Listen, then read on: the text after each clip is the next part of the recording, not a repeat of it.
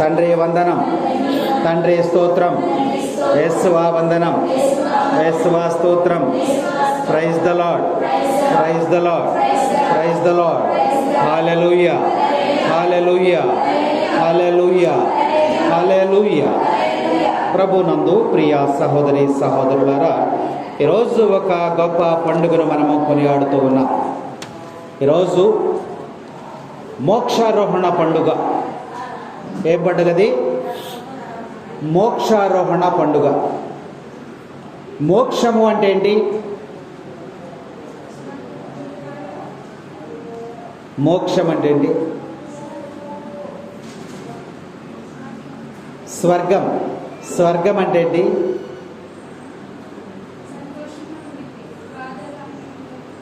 నిత్య జీవం. నిత్య జీవం అంటే ఏంటి? పరలోకం. పరలోకం అంటే ఏంటి? దేవుడు నివాసం ఉండేటువంటి స్థలం, మోక్షం. మనందరము కూడా ఆ మోక్షములోనికి ప్రవేశించాలి. తర్వాత ఆరోహణం, మోక్షారోహణం, ఆరోహణం. ఆరోహణం అంటే ఏంటి? చదువుకున్న పిల్లలు చెప్పండి. మరి ఇంగ్లీష్ మీడియం, తెలుగు మీడియమా? ఇంగ్లీష్ మీడియమా? Ascending and descending. మోక్షారోహణం అసెండింగ్ ఆర్డర్ అంటే ఏంటి? Small to big, small to big. Ascending order, కింద నుంచి పైకి. ఒక డాబా ఉందనుకోండి, మనకి ఒక డాబాని ఒక మెట్టు ఎక్కుతాం, తర్వాత రెండో మెట్టు, తర్వాత మూడో మెట్టు, తర్వాత నాలుగో మెట్టు. అలా ఎక్కుతూ ఉంటే ఆ మెట్లు ఎక్కడికి వెళ్తావు? నువ్వు పైకి వెళ్తావు, అవునా? దానిని మోక్షారోహణం అంటే కింద నుంచి పైకి వెళ్ళటం అన్నమాట. ఈరోజు యేసుక్రీస్తు ప్రభువు మోక్షారోహణమైనటువంటి రోజు కాబట్టి క్రైస్తవ జీవితానికి ఒక మహోన్నతమైనటువంటి పండుగ. కాబట్టి ఈ పండుగ యేసుక్రీస్తు యొక్క మహిమను మనకు తెలియజేస్తా ఉంది. యేసుక్రీస్తు ప్రభువు 3.5 సంవత్సరాలు బోధించినప్పుడు ఆయన చెప్పాడు మనకి. ఏం చెప్పాడంటే, నేను అనేక బాధలు, శ్రమలను పొంది శిలువ ఎక్కి మరణించి సమాధిలో పెట్టిన తర్వాత 3వ నాడు నేను తిరిగి లేస్తానన్నాడు. లేచిన తర్వాత 40 దినములు ఈ భూలోకంలో నేను సంచరిస్తూ అనేక మందికి కనిపిస్తూ ఈరోజు ఈ ఆదివారము ఆయన మోక్షారోహణమైన తండ్రి వద్దకు వెళ్ళిపోతూ ఉన్నాడు. వెళ్ళిపోతూ ప్రభు చెప్పినటువంటి మాటలను ఈరోజు జ్ఞాపకం చేస్తూ ఉంది. అంతిమ సందేశం. యేసుక్రీస్తు ప్రభువు శరీరధారిగా మరి కనిపించి ఆఖరి మాటలు ఇవి. ఆఖరి మాటలు ఈరోజు సువిశేషంలో మనం బోధిస్తూ ఉన్నాం. ఏమిటంటే ఆఖరి మాటలు ఈరోజు సువిశేషంలో చూడండి. యేసు ఆజ్ఞానుసారము 11 మంది శిష్యులు గలిలయలోని పర్వతమునకు వెళ్ళిరి. ఎక్కడికి వెళ్ళారు? గలిలయలోని పర్వతం దగ్గరికి వెళ్ళారు. ఎవరు చెప్పారు ఈ మాటని? యేసు ప్రభువు చెప్పాడు. అయ్యా, నేను ఈరోజు నా తండ్రి వద్దకు నేను వెళ్ళిపోతూ ఉన్నాను. నేను ఏ రాజ్యంలో నుంచి అయితే కిందికి వచ్చానో దాన్ని పరిపూర్ణత చేసి నేను ఇప్పుడు మరలా నా తండ్రి వద్దకు నేను వెళ్ళిపోతున్నాను. మోక్షారోహణం, కొండ మీద నుంచి మోక్షారోహణమై వెళ్ళిపోతూ ఉన్నాను. కాబట్టి మీరందరూ అక్కడికి రండి, ఆ దృశ్యాన్ని మీరు చూడండి. ఎందుకనంటే వారు చూడలేదనుకోండి, అప్పుడేమంటారు? ఈయన వెళ్ళాడో లేదు. అలాగే యేసుక్రీస్తు ప్రభు సమాధి నుంచి తిరిగి లేచాడో లేదో. ఎమ్మావు మార్గంలో ఇద్దరు శిష్యులు వెళుతూ ఏమనుకుంటున్నారు వాళ్ళు? యేసు ప్రభు చెప్పాడు, తిరిగి లేస్తానన్నాడు, సమాధిలో చూస్తే లేడక్కడ, కాబట్టి లేచాడంటావా లేదా? లేదా దొంగలు ఎవరైనా ఎత్తుకుపోయారా? ఎలా మాట్లాడుకుంటూ వెళుతున్నప్పుడు యేసుక్రీస్తు ప్రభు వారికి తెలియజేశాడు, ఇదిగో నేను సమాధిలోంచి తిరిగి లేచాను. సుమారుగా 500 మందికి కనిపించాడు ఈ 40 రోజుల్లో. ఎందుకనంటే అలా కనిపించలేదు అనుకోండి, అసలు తిరిగి లేచాడో లేదో కూడా తెలియదు. తనను తాను రుజువు చేసుకున్నాడు. కాబట్టి ఉత్థానమైన దగ్గర నుంచి ఇప్పుడు వరకు కూడా అనేక మందికి ఆయన దర్శన రూపంలో కనిపించి తెలియజేశాడు. ఇప్పుడేమంటున్నాడంటే, నా తండ్రి వద్దకు నేను వెళ్ళిపోతున్నాను కాబట్టి ఆ దృశ్యాన్ని మీరు అందరూ చూస్తారు. మీరందరూ ఎక్కడికి రావాలి? గలిలయలోని పర్వతం దగ్గరికి రండి అని పిలిచారు. పిలిచినప్పుడు అందరూ అక్కడికి వచ్చారు. 17వ వచనం చూస్తే, అప్పుడు వారు ఆయనను దర్శించి ఆరాధించిరి. Praise the Lord, praise the Lord. ప్రభువుని ఆరాధించారు. అందరిని అక్కడ పెట్టాడు. ఆయన చెప్పవలసిన మాటలన్నీ కూడా చెప్పాడు. అప్పుడు ప్రభువుని అందరూ కూడా ఆరాధించారనే వాక్యం మనకి ఇక్కడ తెలియజేస్తూ ఉంది. ఆరాధన చేతును అన్ని వేళలా, ఆత్మతో సత్యముతో ఆరాధింతును. ఆరాధన చేతును అన్ని వేళలా, ఆత్మతో సత్యముతో ఆరాధింతును. నా ప్రాణ ప్రియుడు యేసయ్యకు, నన్ను కన్న తండ్రి నా యేసుకు. నా ప్రాణ ప్రియుడు యేసయ్యకు, నన్ను కన్న తండ్రి నా యేసుకు. స్తుతి స్తుతి స్తుతి స్తుతి ఆరాధన. హల్లెలూయా హల్లెలూయా ఆరాధన. చప్పట్లు కొట్టండి, చప్పట్లు కొట్టండి.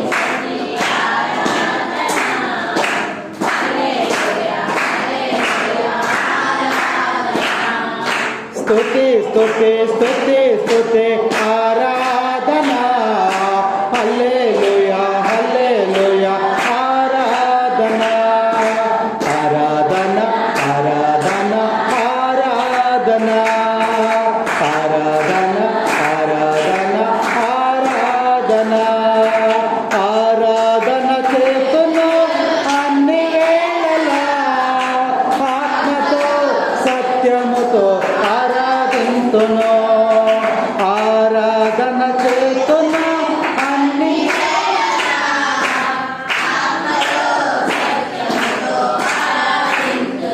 Praise the Lord, praise the Lord. తండ్రి వందనం, తండ్రి స్తోత్రం, యేసువా వందనం, యేసువా స్తోత్రం. Praise the Lord, praise the Lord, praise the Lord. అప్పుడు వారు ఆయనను దర్శించి ఆరాధించిరి. తర్వాత ఆయన చెప్పాడు, కానీ కొందరు సందేహించిరి. ఆయన చెప్తున్నప్పటికీ కూడా తిరిగి లేచిన తర్వాత కూడా మోక్షార్హం వెళ్తూ ఉన్న సమయంలో కొందరు ఏం చేశారు? సందేహించారు. అప్పటికీ డౌటే, ఈయన పరలోకంలోకి వెళతాడా వెళ్ళడా? నా తండ్రి వద్దకు వెళ్ళిపోతానని వాగ్దానం చేస్తూ ఉన్నాడు. ఈయన వెళ్తాడా వెళ్ళడా? కొంతమంది విశ్వసించారు, కొంతమంది సందేహించారు, తిరస్కరించారని లేఖనం మనకు తెలియజేస్తాం. మనం ఎందులో ఉన్నాం? ఆరాధించేటువంటి వారిలో ఉన్నామా? సందేహించేటువంటి వారిలో ఉన్నామా? అందుకనే ప్రభు అంటున్నాడు, చూసి నమ్మినటువంటి వారి కన్నా చూడక నమ్మినటువంటి వారు ధన్యులు. అంత ప్రభు యేసు వారి దగ్గరికి వచ్చి వారితో, ఇహపరములందు నాకు సర్వాధికారం ఇవ్వబడినది. ఏమిచ్చారంట?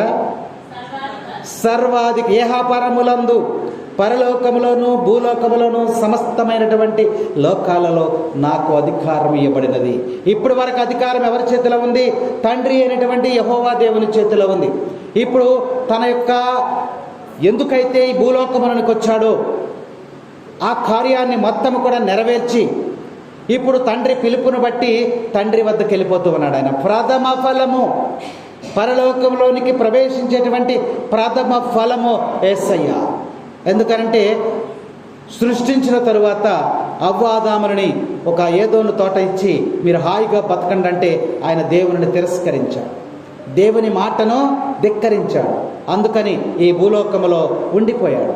పరలోకము మూయబడినది, పరలోక ద్వారము మూయబడినది. అందుకనే మరలా తెరవబడాలి అంటే యేసయ్య ద్వారానే సాధ్యమవుతా ఉంది.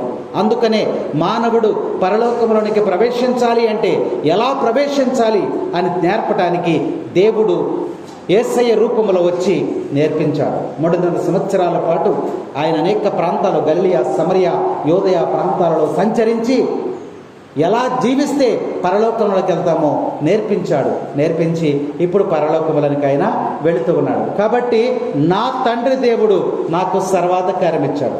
పరలోకములోను భూలోకములోను సమస్తమైన లోకాలన్నిటి మీద నాకు అధికారం ఇచ్చాడు. నీవు పరలోకములకు ప్రవేశించాలంటే నాదే అధికారం, నా ద్వారానే తప్ప నువ్వు పరలోకంలోనికి ప్రవేశించలేవు. అధికారం ఎవరికి ఉంది? సర్వాధికారము నాకు ఇయ్యబడినది ప్రభు అందరికీ కూడా తెలియజేస్తున్నారు. ఇప్పుడు మనందరికీ కూడా వాక్యం ద్వారా తెలియజేస్తున్నారు. కాబట్టి మీరు వెళ్ళి సకల జాతి జనులకు పితా పుత్ర పవిత్రాత్మ నామమున జ్ఞానస్నానమని వసుకుడు. ఇప్పటి వరకు మీరు జ్ఞానస్నానం ఎలా పొందారు? నీటి చేత పొందారు. ఇప్పుడు జ్ఞానస్నానం పొందుతారు పవిత్రాత్మ చేత, అగ్ని చేత. ఇప్పుడు జ్ఞానస్నానం పొందుతారు. కాబట్టి మీరు వెళ్ళండి. శిష్యులందరికీ చెప్పాడు, మీరు వెళ్ళి ఏం చేయాలి? ప్రజలందరికీ కూడా సకల జాతి జనులకు జ్ఞానస్నానమునిచ్చి, పవిత్రాత్మ నామమున జ్ఞానస్నానం ఇచ్చి వారిని నా శిష్యులు చేయండి. మిమ్మల్ని నా శిష్యులుగా చేసుకున్నాను కదా, ఇప్పుడు మీరెళ్ళి ఏం చేయాలి? సమస్తమైనటువంటి మానవాళిని అందరినీ కూడా నా శిష్యులుగా చేయండి అని యేసుప్రభు వారికి తెలియజేస్తూ ఉన్నాడు. ఆఖరి వచనం చదవమా. నేను మీకు ఆజ్ఞాపించినదంతయు వారు ఆచరింప బోధింపుడి. శిష్యులు చేయవలసిన పని ఏంటి? బోధించాలి. దేవుడు ఏం చేయమన్నాడు, మనల్ని ఎలా నడుచుకోమన్నాడు, మనల్ని ఎలా జీవించమన్నాడు, మనల్ని ఏ మార్గంలో ప్రయాణం చేయమన్నాడు, నేను ఏమైతే మీకు బోధించానో అది మీరు వెళ్ళి బోధించండి. అదే జరుగుతుంది. అదే వాక్కు. ఈ వాక్కుని ప్రభువు శిష్యులకు అప్పచెప్పి మీరు సమస్తమైనటువంటి వారందరికీ కూడా బోధించండి. ఎప్పటి వరకు ఉంటాడంటే ఆయన, ఇదిగో లోకాంతము వరకు సర్వదా నేను మీతో ఉందనని మీకు అభయము నేను ఇస్తూ ఉన్నాను. Praise the Lord, praise the Lord. లోకం అంతమైపోయే వరకు కూడా ప్రభు మనతో ఉంటాడని ఆయన అభయమిస్తూ ఉన్నాడు. కాబట్టి ప్రభునందు ప్రియ సహోదరి సహోదరులారా, ఈ వాక్య భాగాన్ని మనం పరిశీలన చేసినప్పుడు ఇదిగో పరలోకంలోనికి మనం ప్రవేశించాలంటే ఏం చేయాలంటే ప్రభు ఎన్నుకున్నటువంటి మార్గాన్ని మనము ఎన్నుకోవాలని లేఖనాలు మనకి తెలియజేస్తూ ఉన్నాయి. అపోస్తుల కార్యాలు చూడండి, వాళ్ళ మొదటి పఠనం ఒకసారి జ్ఞాపకం చేసుకుందాం. మొదటి పఠనాన్ని ఒకసారి చేయండి. ఈ మొదటి పఠనం మనం ఇప్పుడు చదువుకునే ఉన్నప్పుడు ఈ వచనాలు చదవండి. మొదటి వచనం చదవండి. ఓ తెయోఫీలు, నా మొదటి గ్రంథమున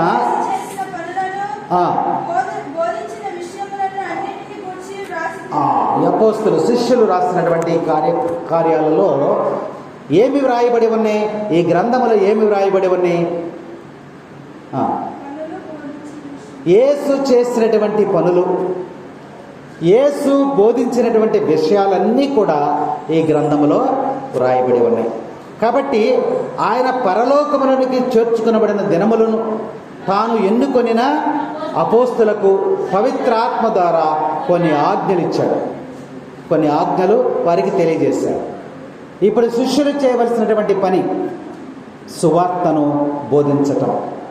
ఎందుకంటే ఆయన చెప్తూ ఉన్నాడు, కాలములు సమయములు నా తండ్రి తన అధికారములో ఉంచుకొని ఉన్నాడు, వాటిని గురించి తెలుసుకొనుట మీ పని కాదు.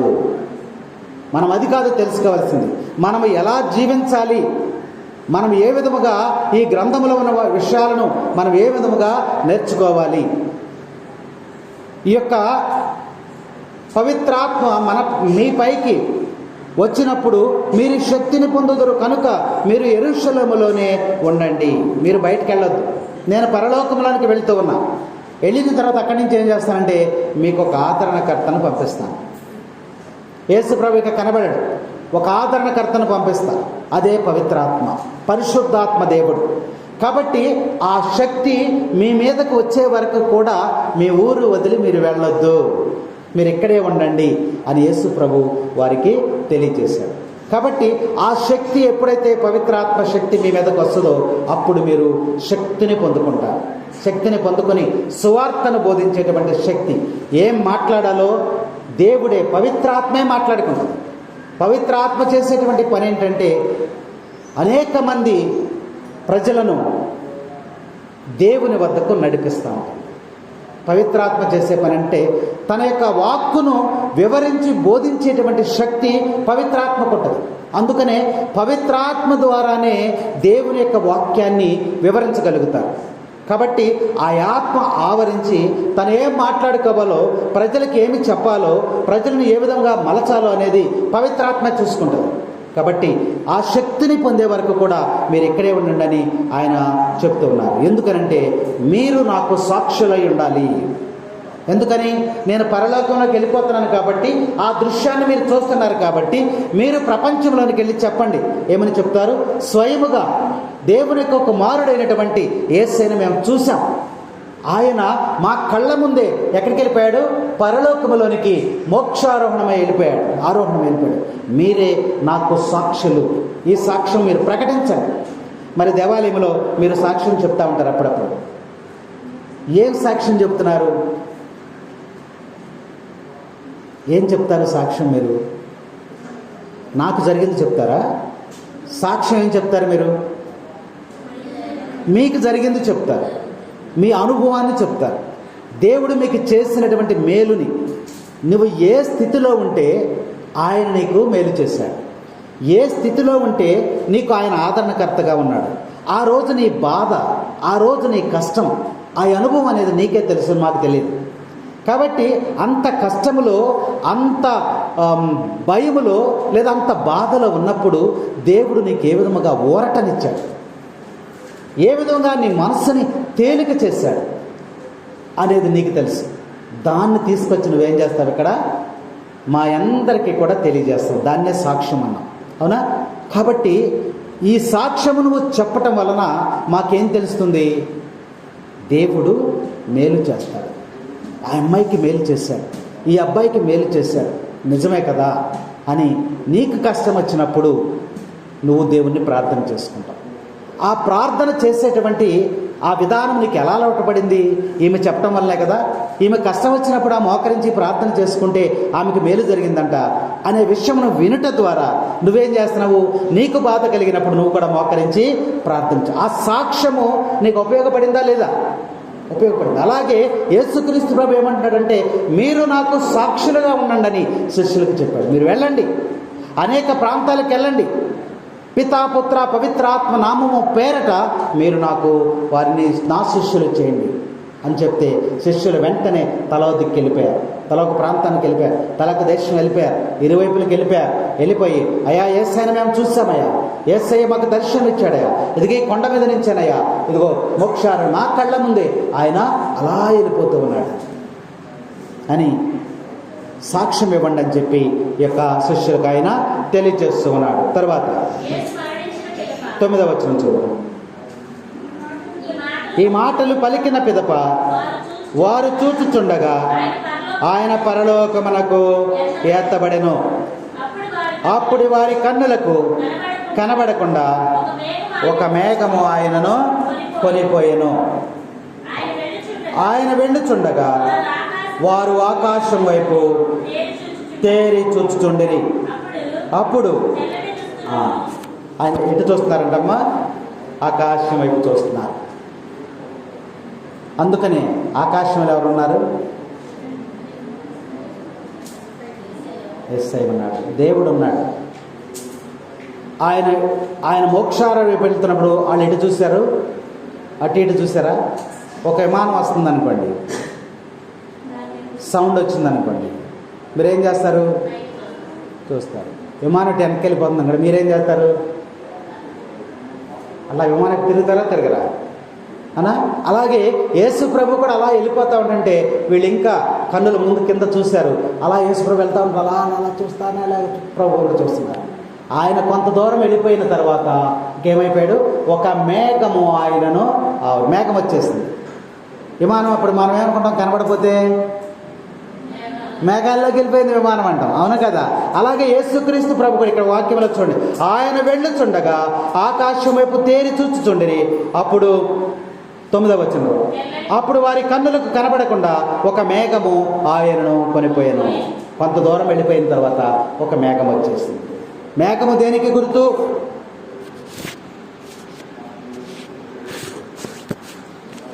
మేఘము దేనికి గుర్తు? దేవుని సాక్షాత్కారానికి గుర్తు. మేఘం అనగా దేవుడు, మేఘం అంటే దేవుడు.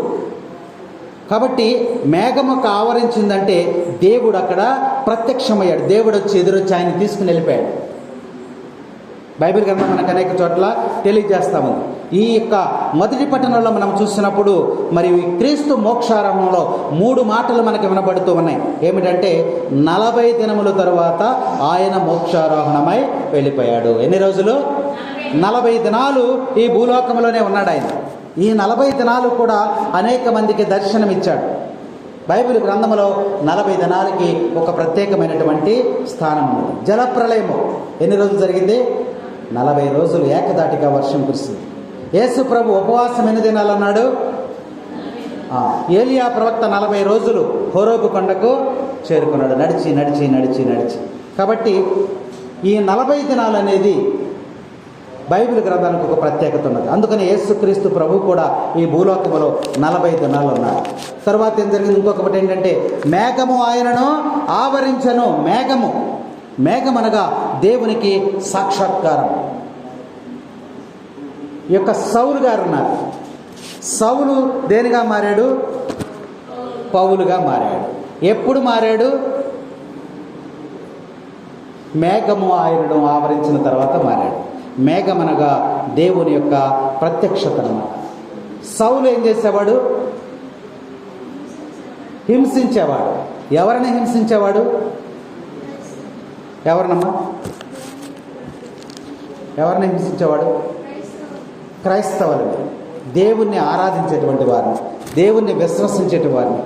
అక్కడ ఒక కోటాలు జరుగుతున్నాయి, సువార్తను ప్రకటిస్తున్నారంటే వెంటనే అక్కడికి వచ్చేసి వాళ్ళందరినీ కూడా కొట్టడమో, తిట్టడమో, హింసించడమో రకరకాలుగా చేసేవాడు.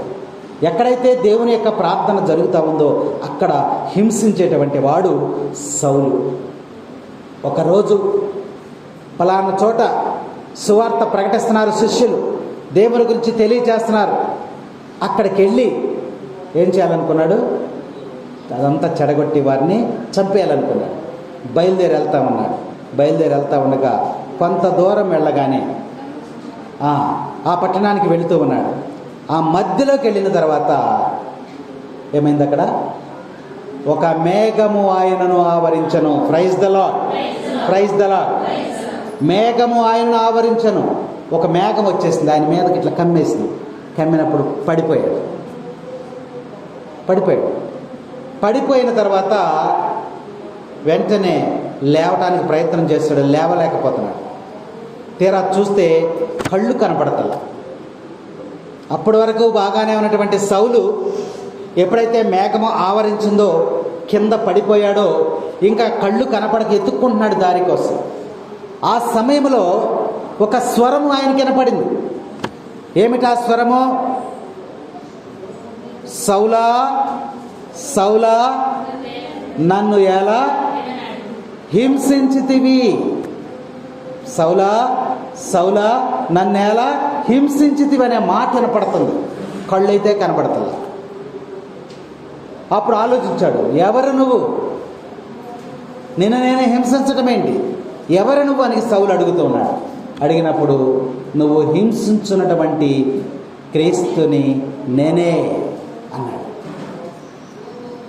అప్పుడు అప్పటికి చూపు లేదు, కళ్ళు కనబడతలా. విన్న తర్వాత వెంటనే ఆ యొక్క సౌలు గారు మదన పడుతూ పశ్చాత్తాపడుతూ లేచి నిలబడి ఇప్పుడు నువ్వు ఎక్కడికి వెళ్ళాలి? ఒక ప్రవక్త ఉన్నాడు, ఆ ప్రవక్త దగ్గరికి వెళ్ళు అని చెప్పాడు. దేవుని మాటను ఆలకించాడు. వెంటనే ఆ ప్రవక్త దగ్గరికి వెళ్ళాడు. ఆయన ఏం చేశాడు? ప్రార్థన చేశాడు. అప్పుడు తన కంటిలో చూపు లేదు కదా, ఆ కంటిలో నుండి చేప పులుసులు లాంటివి రాలి కింద పడిపోయాయి. అప్పుడు చూపు కనిపించింది. అప్పుడు వెంటనే ఆయన దేవుని చేత అభిషేకించబడి, ఆ ప్రవక్త చేత అభిషేకించబడి సువార్తను మొదలుపెట్టాడు. హింసించినటువంటి సౌలు దేనిగా మారిపోయాడు? ఇప్పుడు పౌలుగా మారిపోయాడు. Praise the Lord. ఏమి ఆవరించింది ఆయన్ని? మేఘము ఆవరించింది. మేఘము దేనికి గుర్తుగా ఉంది? దేవునికి దేవుడు అక్కడ ఆ సౌలుని పట్టుకున్న తర్వాత, మేఘ రూపంలో వచ్చి పట్టుకున్న తర్వాత సౌలు పౌలుగా మారిపోయాడు. Praise the Lord, praise the Lord. కాబట్టి ఇక్కడ వాక్య భాగంలో మనం చూసినట్లయితే ఇప్పుడు సౌలు పౌలుగా మారటానికి కారణము దేవుని యొక్క ప్రత్యక్షత. అలాగే యేసుక్రీస్తు ప్రభువు కూడా మోక్షారోహణమై వెళ్ళిపోతూ ఉండగా కొంత దూరం వెళ్ళిపోయిన తర్వాత ఏమైపోయిందమ్మా, అక్కడ మేఘం అంటే దేవుడు ఆయన తీసేసుకున్నాడు. అవునా? మన ఇంటికి చుట్టాలు వస్తారు. చుట్టాలు వచ్చినప్పుడు 2 బ్యాగులు తీసుకుని ఆటో దిగుతారు. అప్పుడు మీరు గబగబా ఎదురెళ్ళి ఏం చేస్తారు? ఆయన చేతిలో ఉన్న బరువును మీరు తీసుకుంటారు. అవునా?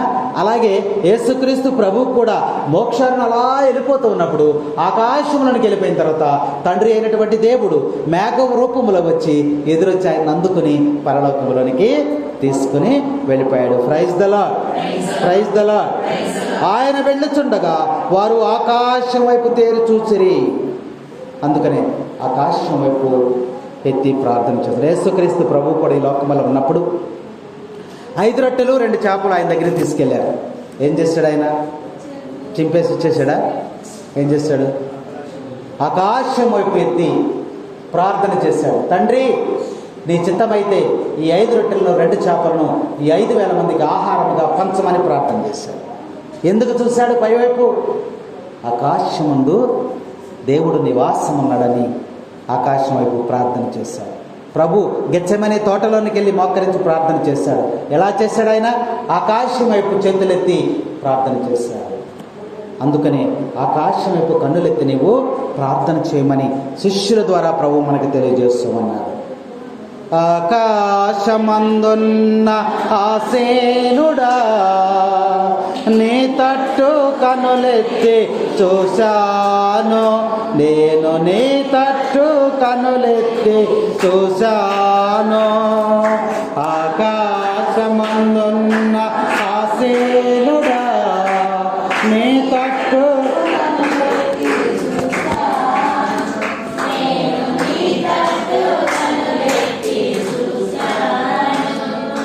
దారి తప్పిన గొర్రెను నేను,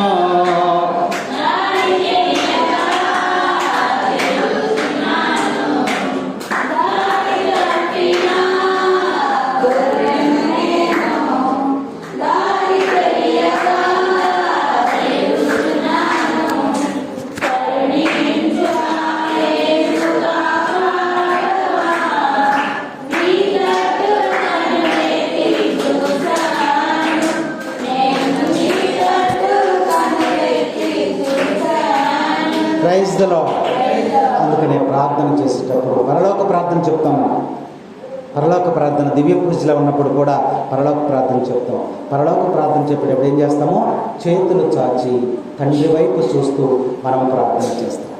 కాబట్టి వీరు కూడా వెళ్ళొచ్చుట వారు ఆకాశం వైపు తేరుచు. అప్పుడు తెల్లని దుస్తులను ధరించిన 2 మనుషులు వారి వద్ద నిలచి, వెంటనే ప్రభువు మోక్షారం వెళ్ళిపోగానే ఎవరు వచ్చారు వారి దగ్గరికి? 2 మనుషులు. ఎవరా మనుషులు? శిష్యులు, దేవదూతలు. 2 ఎవరు? దేవదూతలు వచ్చారు. 2 తెల్లని వస్త్రములు ధరించి పరలోకంలో నుండి అక్కడికి వచ్చారు. వచ్చే శిష్యుల దగ్గరికి వచ్చారు. వారికి కనిపించారు. కనిపించి ఏం చెప్తున్నారు? గలిలీలారా, మీరు ఎందుకు ఇక్కడ ఉండి ఆకాశం వైపు చూస్తూ ఉన్నారు? మీ చెంత నుండి పరలోకమునకు చేర్చుకొనబడిన యేసు ఎట్లు పరలోకమునకు వెళ్ళెనో అట్లా మరలా ఆయన వచ్చును అని వారితో చెప్పారు. వాళ్ళు ఇంకా చూస్తున్నారు. అలాగే ఇంకా కనబడతాడేమో చూస్తున్నారు. చూస్తే వీరి ఆశను గమనించి 2 దేవదూతలు అక్కడికి వచ్చి వాళ్ళు చెబుతూ ఉన్నారు. ఏమన్నారంటే, ఓ గోపాలగూడెం ప్రజలారా, మీరు ఎందుకు ఇంకా అక్కడ చూస్తున్నారు? యేసయ్య మీరు చూస్తూ ఉండగానే ఎలా పరలోకములోనికి ఎత్తబడ్డాడో, ఎలా వెళ్ళిపోయాడో, మరల అలాగే తిరిగి ఆయన వస్తాడు. అప్పటి వరకు కూడా మీరు వేచి ఉండాలని ఇదిగో ఇక్కడ వాక్యం మనకు తెలియజేస్తాము. కాబట్టి ప్రభువునందు ప్రియ సహోదరి సహోదరులారా, ఈ వాక్య భాగంలో మనం చూస్తే ఈ పరలోకములోనికి మరి ఎత్తబడితే మోక్షారోహణమని ప్రభు మనకి తెలియజేస్తూ ఉన్నాడు. పరలోకములో నుండి మరి దిగి వచ్చినటువంటి దానిని ఏం పండుగ చేస్తాం మనం? పరలోకము నుండి దిగి వచ్చిన దానిని ఒక పండుగ చేస్తాం. మనం ఏం చేస్తాం? మొట్టమొదటి పరలోకము నుండి కిందికి దిగి వచ్చింది ఏం పండుగ? క్రిస్మస్ పండుగ. పరలోకం నుంచి దిగి వచ్చాడు ఆయన. ఇప్పుడు భూలోకంలో నుంచి పరలోకంలోకి వెళ్ళిపోతున్నాడు. ఏం పండుగ ఇది? మోక్షారోహణ పండుగని ప్రభు మనకి ఈ పండుగ ద్వారా మనకి దేవుడు మనకి తెలియజేస్తూ ఉన్నాడు. కాబట్టి ఇక్కడ వాక్యభాగం చూసినట్లయితే యోహాను శుభవార్త 3వ అధ్యాయము 13వ వచనం ఒకసారి చదవండమ్మా. యోహాను శుభవార్త 3వ అధ్యాయము 13వ వచనం.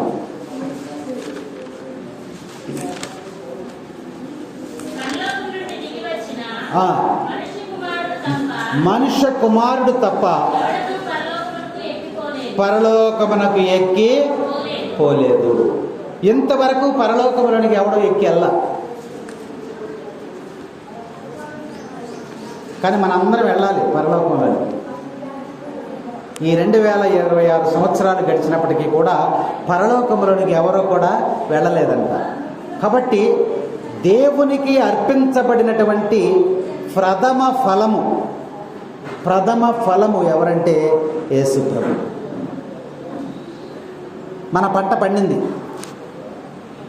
ప్రథమ ఫలము తీసుకొచ్చి ఎక్కడ పెడతాము? దేవునికి అర్పిస్తాం. మన మామిడి చెట్టు కోతకొచ్చేటప్పుడు ప్రథమ ఫలము కోసి ఎక్కడ పెడతాము? ఎక్కడికో ఎందుకు? కోడి గుడ్లు పెట్టింది, ప్రథమ గుడ్డుని ఎక్కడ పెడతాము? దేవునికి సమర్పిస్తాం. మన ఇంటి దగ్గర కూరగాయల మొక్కలు కానీ ఏవైనా సరే ప్రథమ ఫలాన్ని తీసుకొచ్చి మనము దేవునికి అర్పిస్తూ ఉంటాం.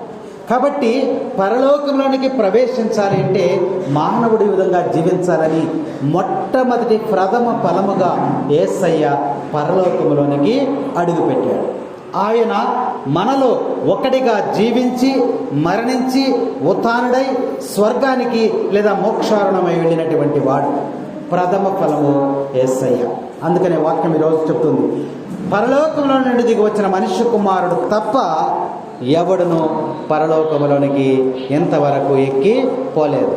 మోషే ఎడారిలో ఎట్లు సర్పము ఎత్తెనో ఆయన విశ్వసించు ప్రతివాడు నిత్య జీవం పొందుట అట్లే మనుష్య కుమారుడు ఎత్తబడవలెను. కాబట్టి యేసుక్రీస్తు ప్రభు ఎలా ఎత్తబడ్డాడో దానికి సాదృశ్యముగా యోహాను గారు రాసినటువంటి లేఖలో మోషే గారిని మనకు జ్ఞాపకం చేస్తూ ఉన్నాడు. కాబట్టి ఈ యొక్క మోషే ఎడారిలో ప్రజలను నడిపిస్తూ ఉన్నప్పుడు, ఇశ్రాయేలు ప్రజలు నడిపిస్తూ ఉన్నప్పుడు వాళ్ళకి ఆకలేస్తుంది. బాగా ఆకలేస్తుంటే మోషే దగ్గరికి వచ్చారు. అయ్యా, ఈ ఎండలో నడిపిస్తూ ఉన్నావు, ఎడారిలో నడిపిస్తూ ఉన్నావు, నడవలేకపోతూ ఉన్నాము, ఆకలేస్తుంది మాకు బాగా, మరి ఆహారాన్ని అన్నప్పుడు మోషే ఏం చేశాడమ్మా? మోకరించాడు. మోకరించి ఏం చేశాడు? చేతులు పైకెత్తాడు. చేతులు పైకెత్తి ప్రార్థన చేశాడు. ప్రార్థన చేస్తే వెంటనే దేవుడు ఆలకించాడు. ఆలకించి ఏం చేశాడు? ఉన్నటువంటి లక్షల మంది, ఈ లక్షల మందికి ఆహారాన్ని ఇచ్చాడు. ఎడారిలో ఎంత ఆహారాన్ని చేయాలంటే మరి ఎంత పిండి కావాలి, ఎంత రొట్టెలు చేయాలి, మరి పుల్లలేంటి, మరి మంట పెట్టడం, ఇవన్నీ ఎవరు చేస్తారు? కాబట్టి దేవునికి అసాధ్యమైనది ఏది కూడా లేదు. దేవుని యొక్క హస్తము కొరచ కాదు. ఇన్ని లక్షల మందికి ఆహారాన్ని ఇవ్వడానికి దేవుడు ఒక ఆజ్ఞ ఇచ్చాడన్నమాట. ఆకాశం నుండి ఏం పడింది? మన్నాను పడింది. మన్నాను భుజించమన్నారు. ఆకలైనప్పుడు ఆకలి తిన్నారు మన్నాని. కొందరు ఏం చేశారంట? మన్నా పడింది కాబట్టి రేపు ఇస్తాడో ఇవ్వడో, రేపు ఆకలితో చనిపోవాలి, ఇస్తాడో ఇవ్వడని మన్నాను తీసుకెళ్ళి ఏం చేశారంట? దాచుకున్నారు.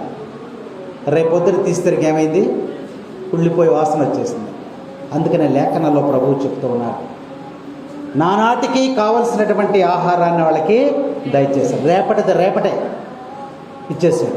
కొంతమంది ఏం చేశారు, ఇప్పుడు ఒక 100 రూపాయలు చిల్లరని ఏదన్నా ఇసిరారు అనుకోండి, ఏరుకొండరా అన్నారు అనుకోండి, ఎక్కడికి ఎందుకు తుఫాను వచ్చినప్పుడు ఆహార పొట్లాలు ఇసురుతారు కదా, ఇసిరినప్పుడు హెలికాప్టర్లోంచి ఎవరికి దొరుకుతాయి అవి?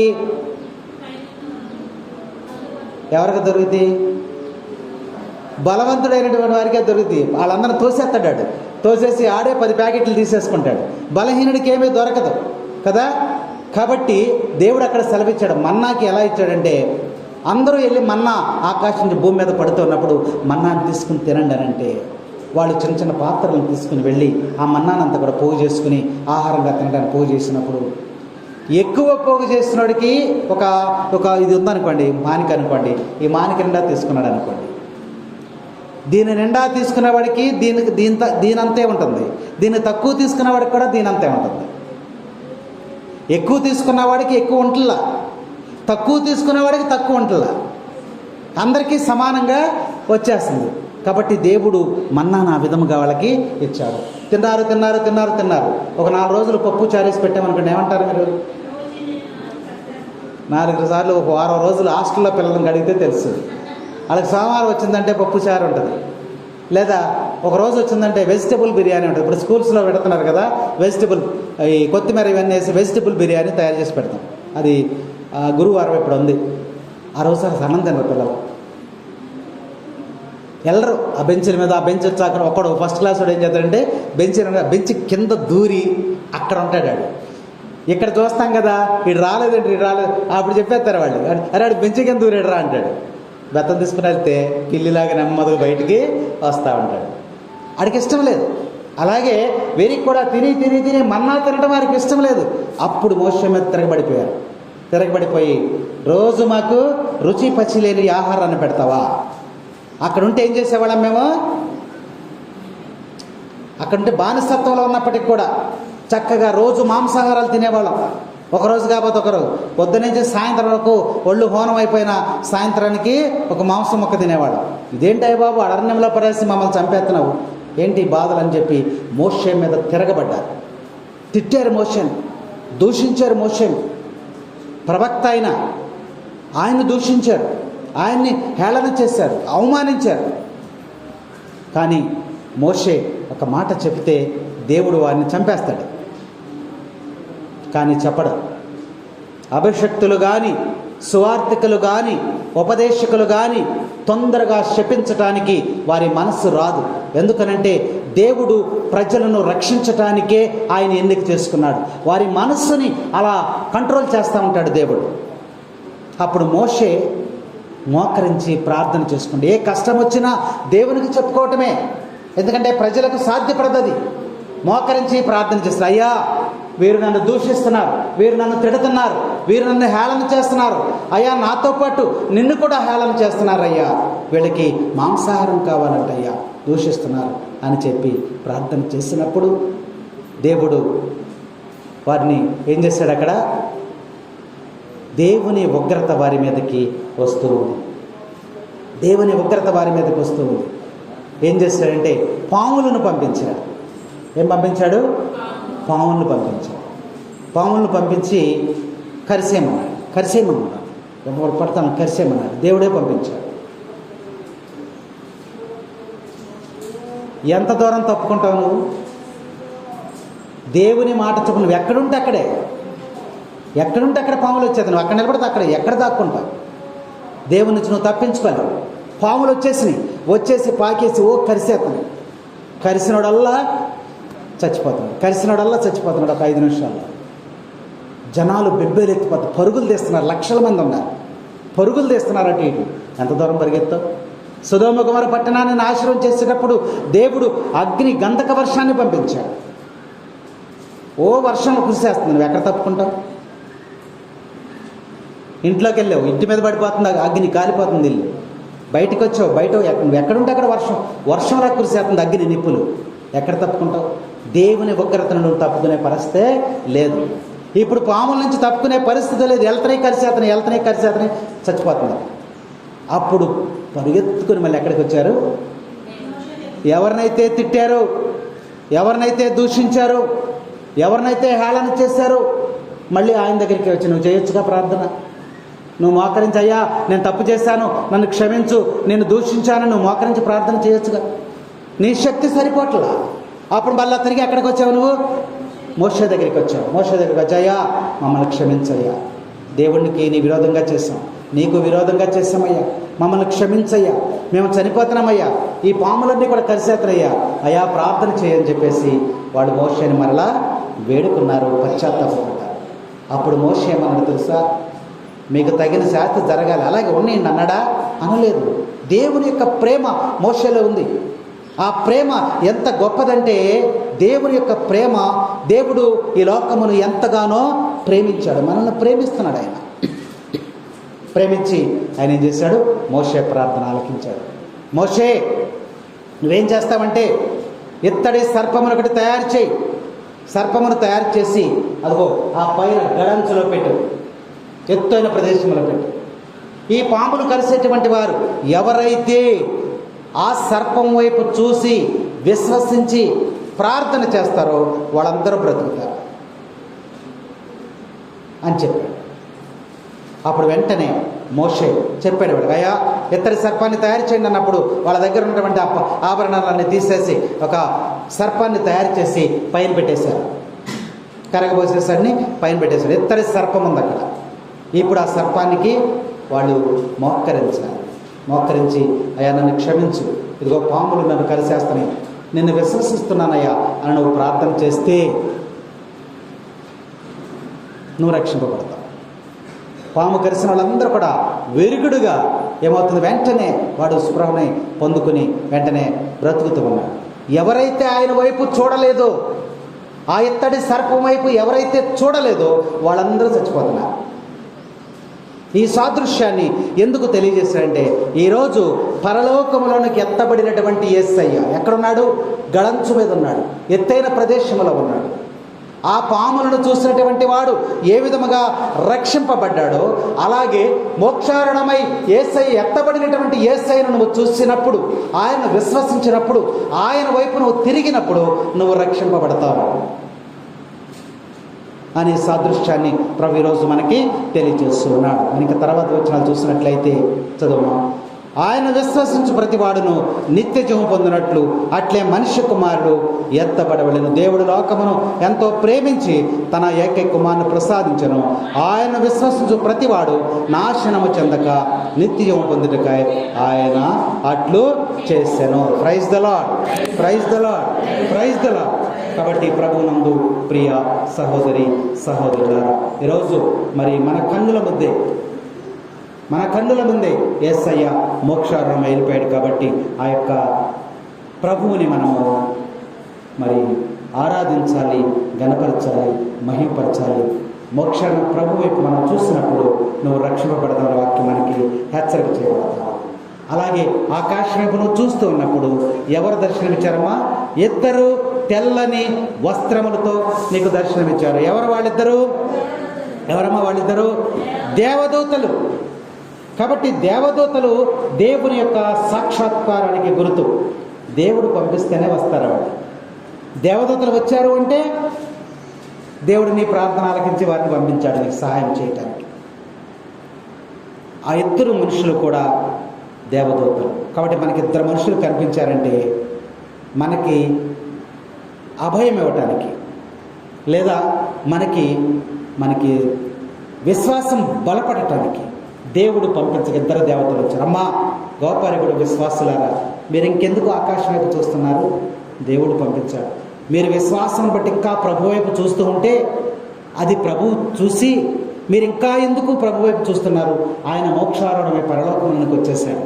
కాబట్టి అక్కడ నుండి మీకు వెంటనే పవిత్రాత్మను మీకు పంపిస్తాడు.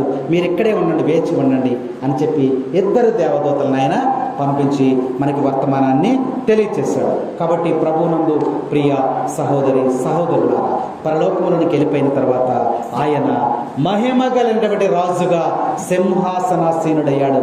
యేసు ప్రభువుని తీసుకెళ్ళి ఎక్కడ కూర్చోబెట్టాడమ్మా? ఎక్కడ కూర్చోబెట్టాడు? పరలోకంలో ఒక సింహాసనం ఉంది. పరలోకంలో ఏముంది? మార్కు శుభవార్త 16వ అధ్యాయము 19వ వచనం. మార్కు శుభవార్త 16వ అధ్యాయము తొందరగా ఈ విధముగా ఆ. ప్రభువైన యేసు ప్రభు అయినటువంటి యేసు వారితో కలిగిన ఆ. పిదప పరలోకమునకు కొనుపోబడి దేవుని కుడి ప్రక్కన కూర్చుండి ఉన్నాడు. Praise the Lord. ఎక్కడికి వెళ్ళిపోయాడమ్మా? పరలోకంలోకి వెళ్ళిపోయాడు. దేవుని దగ్గర సింహాసనం మీద దేవుని యొక్క కుడి ప్రక్కన కూర్చుని ఉన్నాడు. దేవుడు బాధ్యతలన్నీ ఎవరికి ఇచ్చారు? యేసయ్యకి ఇచ్చేశాడు. కాబట్టి నీ యొక్క అధికారి, నీ ఆత్మలకు అధికారి యేసయ్య. కూర్చోవడం అంటే ఏంటి?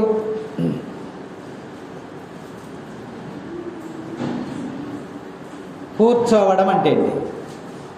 ఇదో పెద్ద ప్రశ్నే. కూర్చోవడం అంటే ఏంటి? ఎప్పుడు కూర్చుంటావు నువ్వు?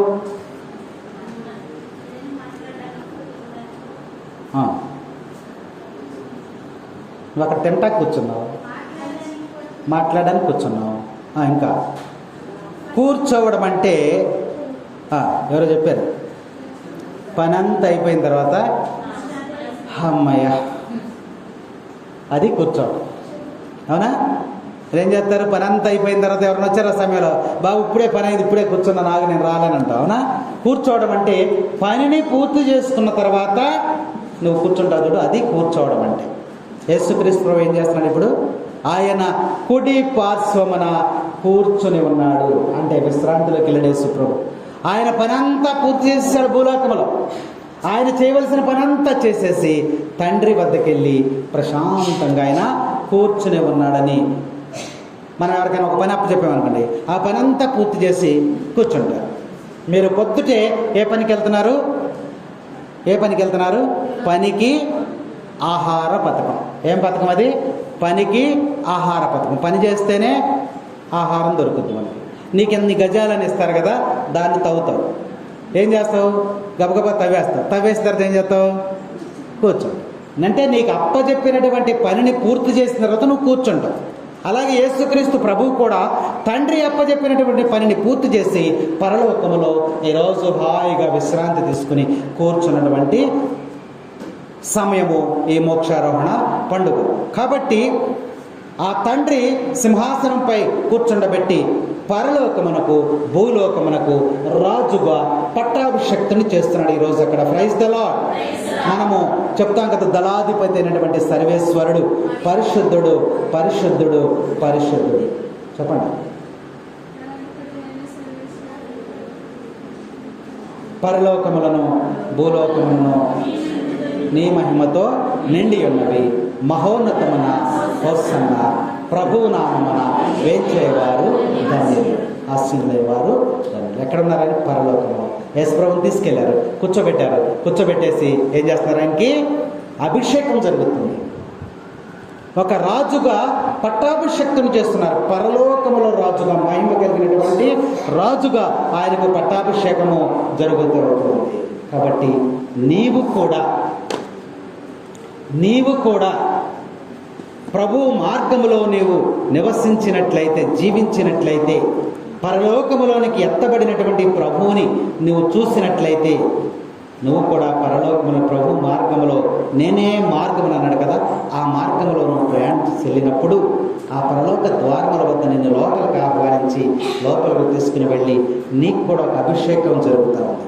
ఈ అభిషేకము ఎవరి మధ్య జరుగుతూ ఉందమ్మా? అక్కడ ఎవరెవరు ఉన్నారు? అక్కడ పరలోకంలో ఎవరుంటారు? దేవదూతలు ఉన్నారు, పునీతులు ఉన్నారు.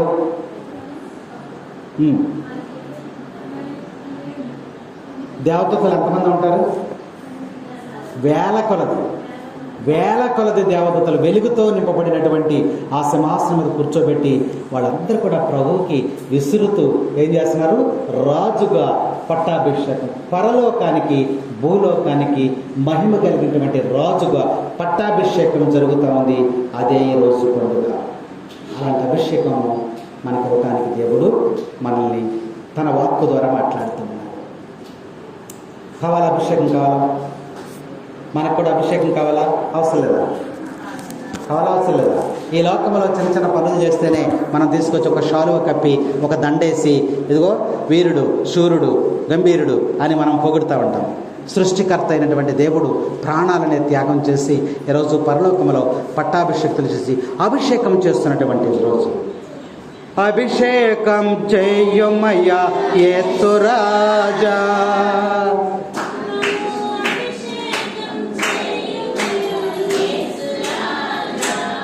ఈ పాట గట్టిగా మీతో పాడించాలి ఈరోజు. నేను పాడింది మీరు పాడండి. నేను పాడేటప్పుడు మీరు పాడద్దు. నేను పాడిన తర్వాత మీరు పాడండి. ఎలా డ్రమ్ కొట్టరా? ఏంటో అందరూ సీరియస్గా ఉన్నారు. మరి ఏంటో షుగర్లు బీపీలు ఉన్నాయంటారు మీకు? ఎండకు బీసిపోతున్నారు. కుర్రోళ్ళు తీసుకోండి రా, కంజీరు తీసుకోండి, చక్కగా ఉత్సాహంగా ఉండాలి. ఈ పాట పాడుకుని ముగించుకుందాం.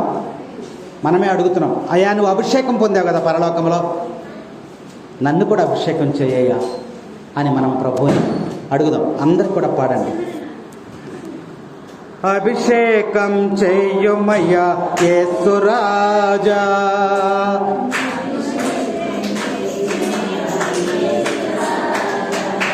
అభిషేకం చెయ్యమయ్యా యేసు రాజా, అభిషేకం చెయ్యమయ్యా యేసు రాజా, అభిషేకం చెయ్యమయ్యా యేసు రాజా.